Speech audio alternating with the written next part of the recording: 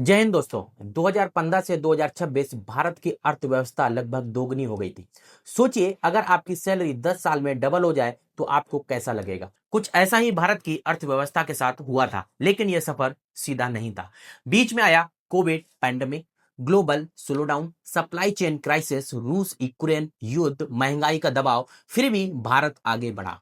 आज हम देखेंगे पिछले 10 साल में भारत की असली कहानी क्या थी। 2015 स्टार्टिंग पॉइंट। 2015 में भारत की जीडीपी लगभग $2 ट्रिलियन के आसपास थी। तब भारत दुनिया की टॉप 10 अर्थव्यवस्थाओं में से एक था। देश तेजी से बढ़ रहा था, लेकिन अभी ग्लोबल पावर नहीं बना था। उस समय बैंकिंग सेक्टर एनपीए क्राइसिस से जूझ रहा था। इंफ्रास्ट्रक्चर में गैप थे, डिजिटल पेमेंट कल्चर बहुत कम था, लेकिन ग्राउंड वर्क शुरू हो चुका था। 2016 से 2019 स्ट्रक्चरल चेंजेस। इन सालों में कई बड़े बदलाव हुए।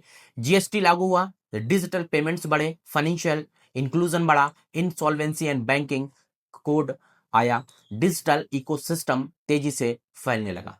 यही वह समय था जब आधार सिस्टम मजबूत हुआ, डायरेक्ट बेनिफिट ट्रांसफर बढ़ा, ऑनलाइन ट्रांजैक्शन बढ़ने लगे, जीडीपी स्टडी 6 to 7% की दर से बढ़ रही थी। भारत ग्लोबल इन्वेस्टर्स के लिए अट्रैक्टिव मार्केट बन रहा था।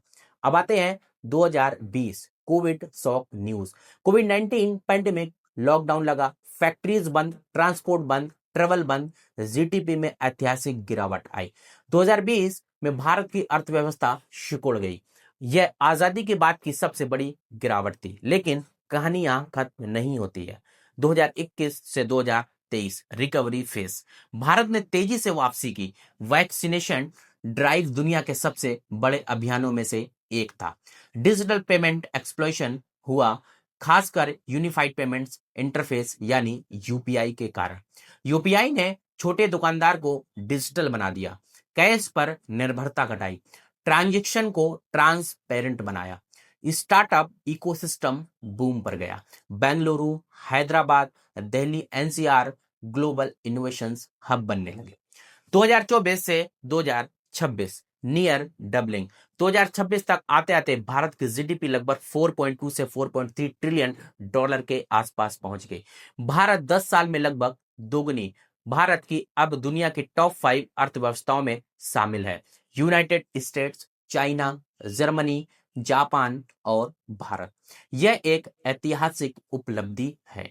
ग्रोथ ड्राइव्स असली इंजन। अब सवाल, यह ग्रोथ आई कहां से?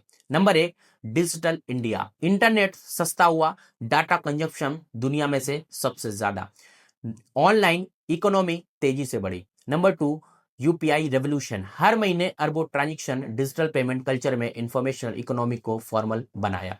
नंबर तीन, स्टार्टअप बूम। इंडिया अब यूनिकॉर्न कैपिटल बन रहा है, फिनटेक, एडटेक एंड एआई में।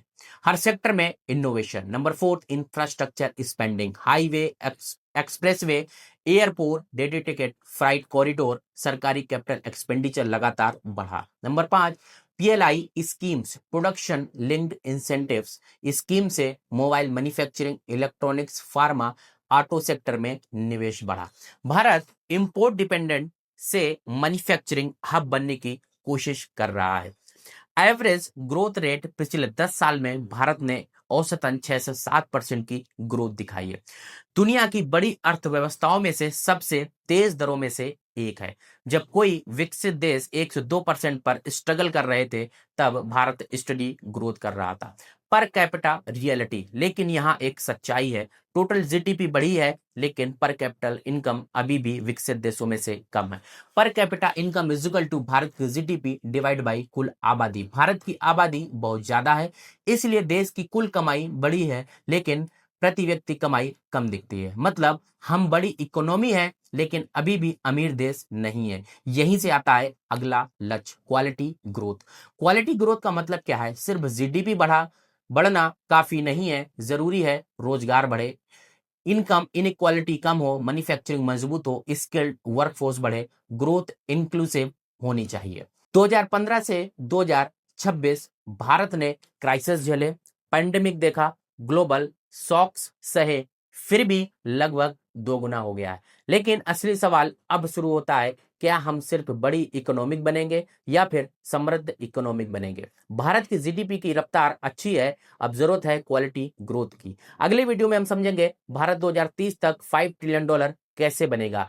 क्या यह रियलिस्टिक है या फिर पॉलिटिकल स्लोगन, ये समझेंगे बहुत ही डिटेल में। तब तक के लिए मिलते हैं अगले वीडियो में। जय हिंद।